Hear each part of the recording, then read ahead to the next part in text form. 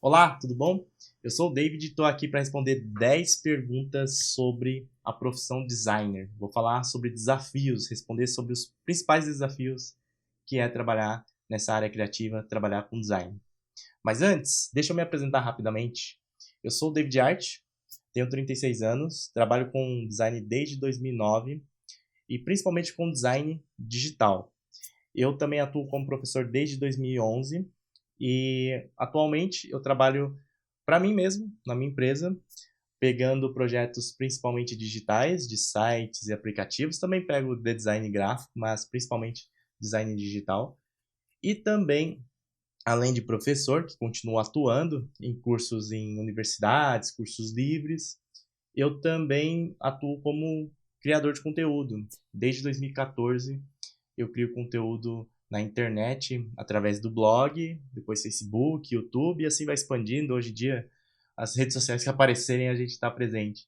Através do Chief of Design, que é um canal sobre design, com um viés educacional, a fim de ensinar design, mostrar o valor do design para as pessoas.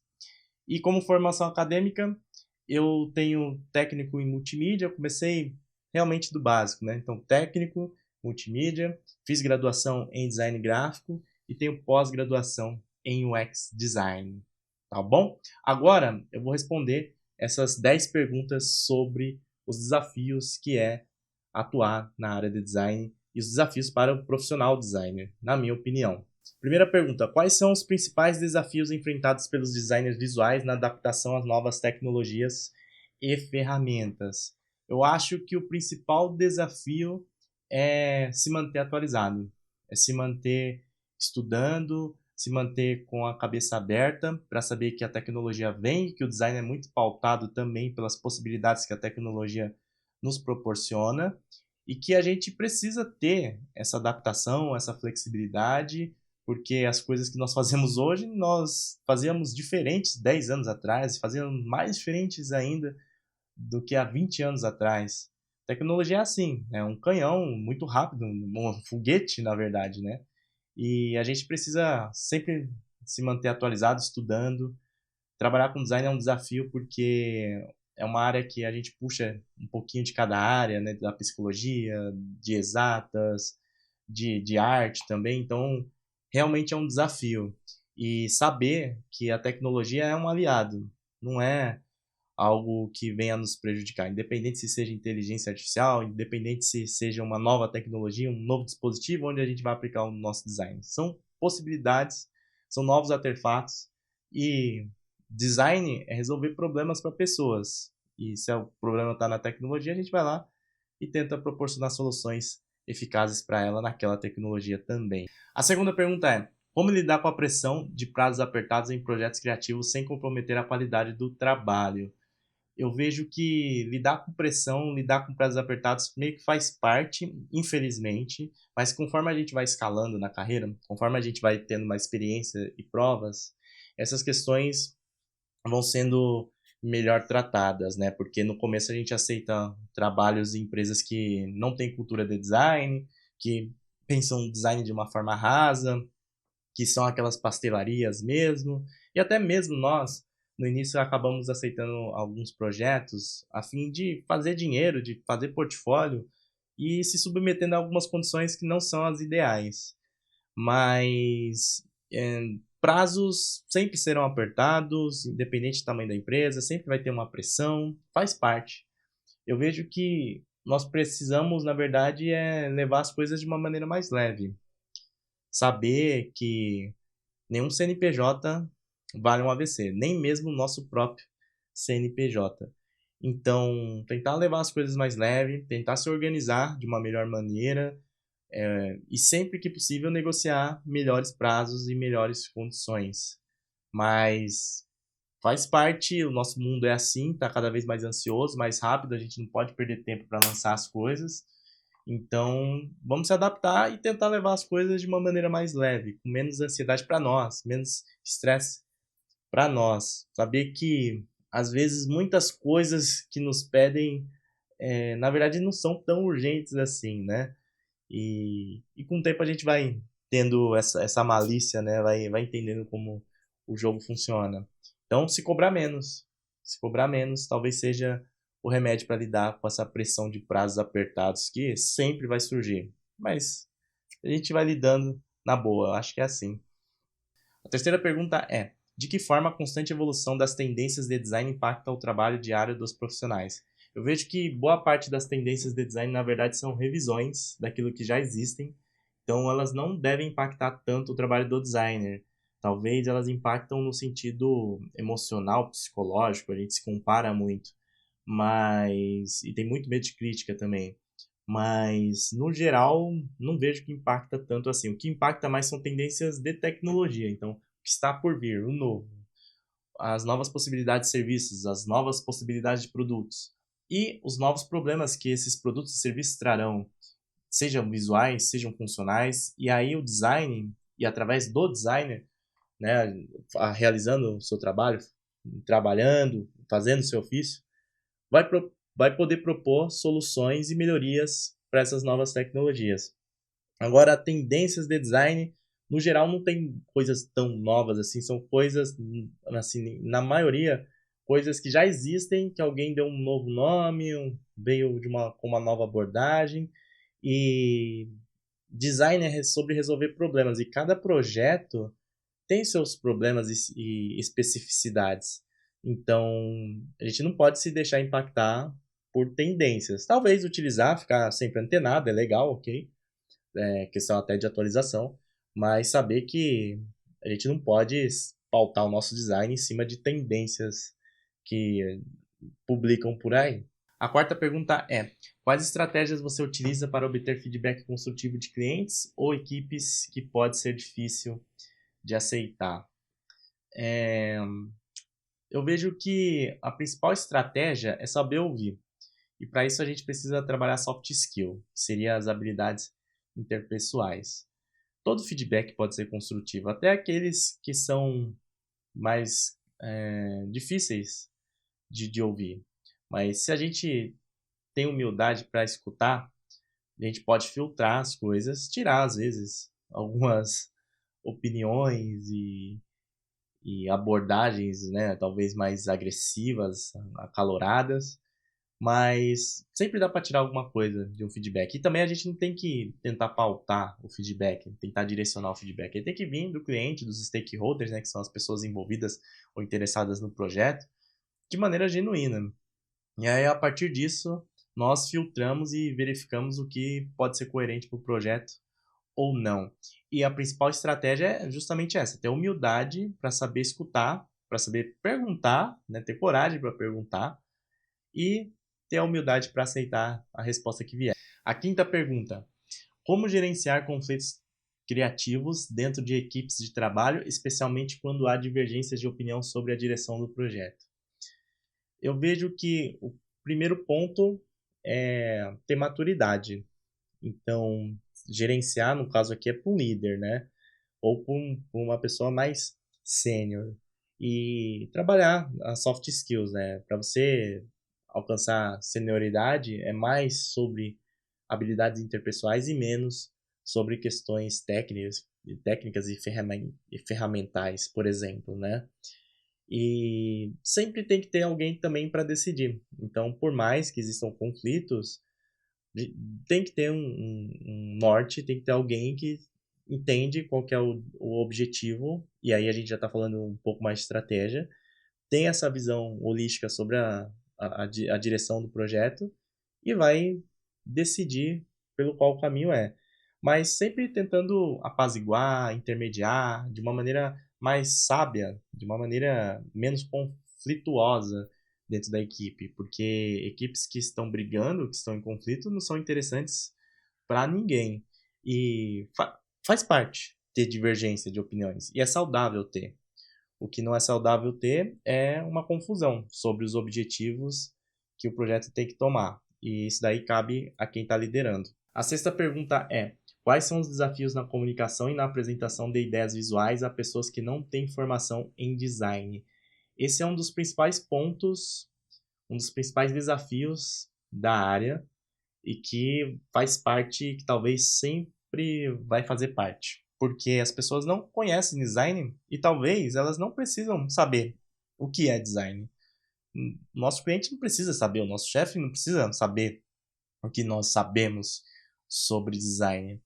Então, quando a gente vai falar sobre design, quando a gente vai entregar um projeto, nós precisamos apresentar de maneira didática, nós precisamos explicar as coisas com especificidade. Nós precisamos, quando estamos falando mais a nível de negócio, de design estratégico, apresentar com dados, com fatos, e não com hipóteses, com pontas abertas. Eu vejo que essa na verdade é a principal questão. Apresentar de uma maneira que seja fácil de se consumir, mas utilizando de dados, de fatos, de comparações, para que as pessoas, por elas mesmas, consigam ter suas próprias percepções e ver que o que você está fazendo tem valor, que o que você está fazendo tem coerência. A proposta, a solução que você trouxe, realmente é a melhor para aquele projeto. Sempre vai ser um desafio, mas a gente sempre tem que voltar para esse lugar de saber que o nosso trabalho não é fácil. Às vezes nós mesmo não sabemos definir, né? Afinal, design é uma área complexa, multidisciplinar, então é difícil para a gente, imagine para outras pessoas. Vamos trabalhar a nossa comunicação, vamos saber explicar as coisas de uma maneira mais simples, sem o designês, sem aquela linguagem super técnica e talvez espalhafatosa sobre design. Vamos simplificar as coisas. Agora a sétima pergunta: como equilibrar a originalidade criativa com as necessidades e expectativas do cliente?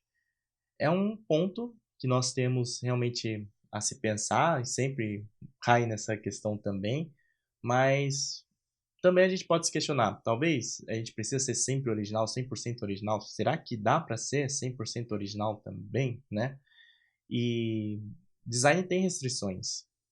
Se não tiver restrições, vai beirar a arte, vai ser arte. Então, quando a gente está trabalhando com design, nós somos contratados para resolver problemas de comunicação, de função, de serviço, de produto, físico, digital. Então, nós estamos lá para atender às necessidades e expectativas do cliente. Esse é o primeiro ponto. Nós temos que fazer um bom design para isso. A questão da originalidade e criatividade, ela deve existir e também vai variar de acordo com a experiência do designer, vai variar de acordo com a liberdade e apoio que o designer tem é, sobre, na verdade, que vem de cima, então, que vem do cliente, né, da relação, da comunicação que ele tem com o cliente. Então, a gente precisa entender que nós fazemos design para solucionar as necessidades e expectativas do cliente, e não para o nosso portfólio, e não para nós mesmos. E nem sempre vai ser 100% original e da maneira que nós imaginamos. Com o passar do tempo, cada vez mais que a gente vai tendo experiência, bagagem e portfólio, nós conseguimos barganhar, negociar e comunicar de forma mais clara os nossos pontos de vistas e apresentar de forma realmente a nossa visão de design de uma maneira mais interessante nos projetos. Mas sem não podemos esquecer que realmente o principal ponto é suprir essas necessidades e expectativas que o cliente tem. O oitavo ponto, não. A oitava pergunta é a seguinte: quais as dificuldades em manter-se atualizado com as melhores práticas de design e inovação do setor? Eu acho que a principal dificuldade é não se cobrar tanto, é saber que as coisas atualizam mesmo, que a gente não consegue se atualizar na mesma velocidade que as informações são publicadas, que as novas tecnologias surgem. Então, a gente precisa se manter atualizado, mas precisa soltar um pouco também, saber que a gente não vai conseguir acompanhar a velocidade conforme as coisas vão aparecendo. E eu acho que é mais sobre isso, porque acesso à informação, acesso a cursos, práticas, a gente tem de sobra, ainda mais com a internet, com a tecnologia a gente consegue fazer isso de maneira até tranquila de casa. É mais sobre realmente procurar melhores fontes mais confiáveis e relaxar também se manter calmo, né? Se manter tranquilo, sabendo que a gente não consegue acompanhar na mesma velocidade que as coisas surgem. A nona pergunta é: como lidar com burnout ou falta de inspiração, que são comuns na profissão? Falta de inspiração eu vejo que passa muito pelo repertório. Então, quando você está se sentindo menos criativo, com falta de inspiração, talvez você precise estudar mais, ler um pouco mais. Não estudar necessariamente o estudo formal, né? Mas procurar aumentar seu repertório. Afinal, criatividade é a síntese do nosso repertório criativo. Então, procurar inspiração. E às vezes a inspiração que está fora do tradicional, está fora do design. Na maioria das vezes está. Agora, sobre burnout, é difícil pontuar, porque é uma questão que se parece muito com outros problemas, ou se junta muito com outros problemas que nós temos, como ansiedade, depressão, entre outros. Então, é difícil falar como lidar ou evitar com burnout. Eu acho que a gente precisa desacelerar. No geral, dar uma desacelerada mesmo e saber que nenhum CNPJ vale um AVC, como eu já disse, né? Nem o nosso próprio mesmo.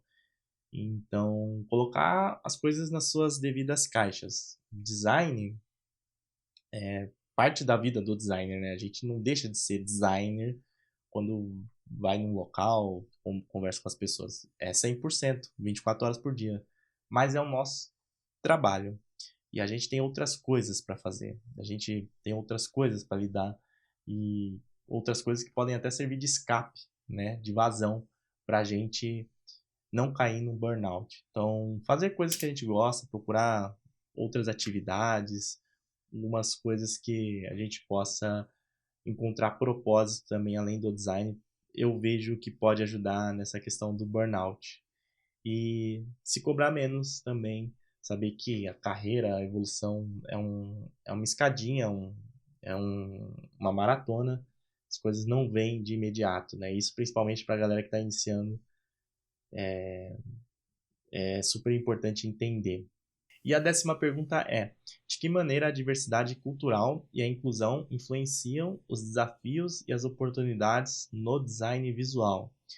Eu vejo que elas, na verdade, nos trazem mais oportunidades do que desafios. Talvez o desafio seja utilizar de maneira mais inteligente essas novas possibilidades. A diversidade cultural, a inclusão, elas nos alimentam, elas trazem novas possibilidades para a gente, aumentam, melhoram o nosso repertório e com isso a gente consegue criar novos ou melhores designs. Eu vejo que a oportunidade está aí, em saber, é, ouvir, ver, ter empatia e trabalhar a empatia, porque é uma coisa muito difícil, né? E aproveitar dessas possibilidades que chegam até nós para que a gente possa aprimorar o nosso trabalho, criar designs melhores. Então, diversidade cultural e inclusão, na verdade, são possibilidades. Na verdade, elas trazem possibilidades, né? Para que a gente possa fazer um design cada vez mais acessível, cada vez mais inclusivo, cada vez mais indo no cerne do design, que é ser universal, que é ser um design para todos, design para humanos, né? Para a humanidade. É sobre isso. Espero ter respondido as perguntas. Obrigado e ter ficado comigo até agora.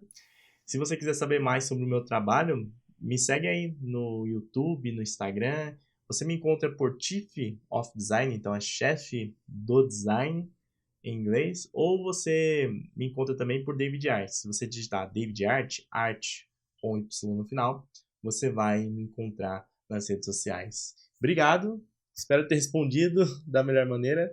Um forte abraço para vocês. Valeu, até mais.